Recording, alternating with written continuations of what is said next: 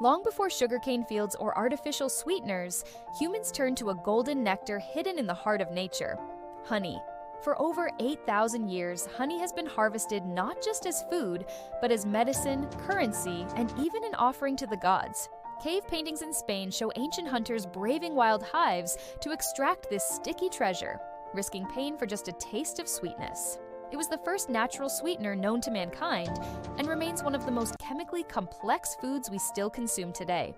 Real honey comes from honeybees that collect nectar from flowers, then store it in their hives where it slowly transforms through enzymatic magic. Inside the bee's stomach, the enzyme invertase breaks down complex sugars into glucose and fructose, making honey naturally sweet and shelf-stable. Back in the hive, bees fan the nectar with their wings to reduce moisture, thickening it into a rich golden syrup. The final product is about 80% sugar and 18% water, with hundreds of trace compounds that vary depending on the flower source. That's why no two honeys taste exactly the same. Wildflower honey is floral and earthy, while manuka is pungent and medicinal.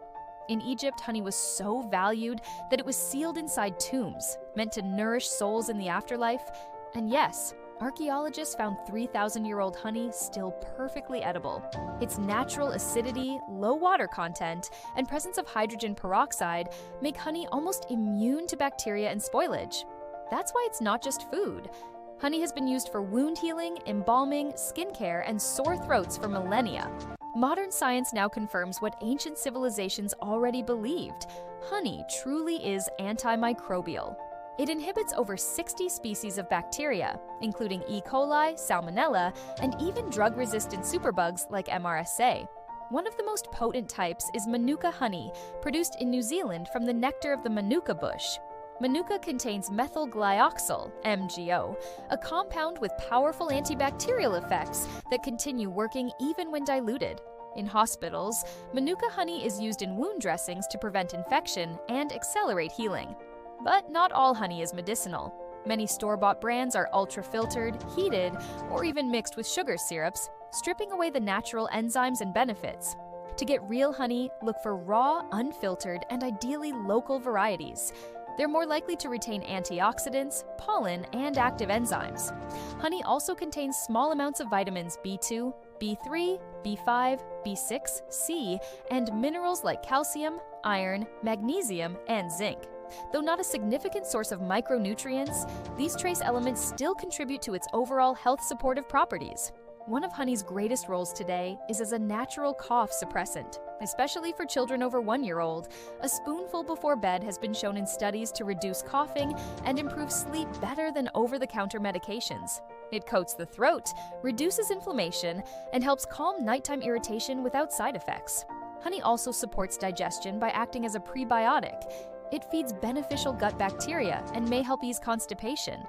Its antioxidant profile protects cells from oxidative stress and may reduce inflammation, key in preventing chronic diseases. But honey is not without caution.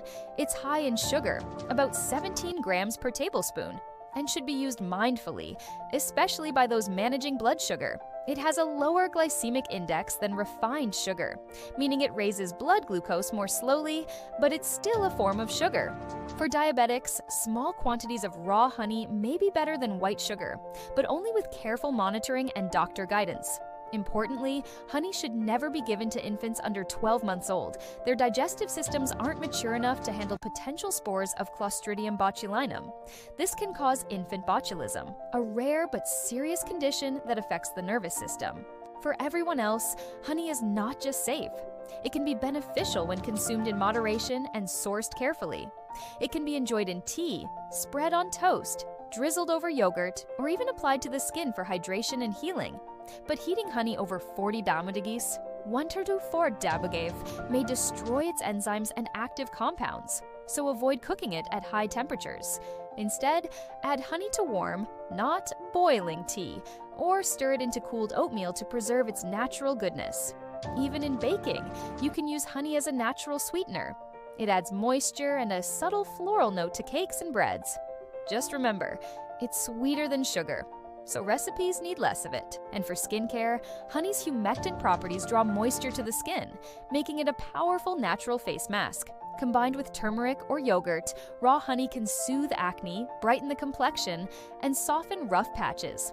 It's also a gentle exfoliator, helping slough away dead skin cells without irritation. Across cultures, from Ayurvedic medicine in India to traditional Chinese healing, honey has been seen as a food of harmony, balance, and life force. And when we strip away marketing, trends, and packaging, we find that those ancient beliefs were grounded in real, observable effects. Honey is not just sweet, it's smart, healing, and protective.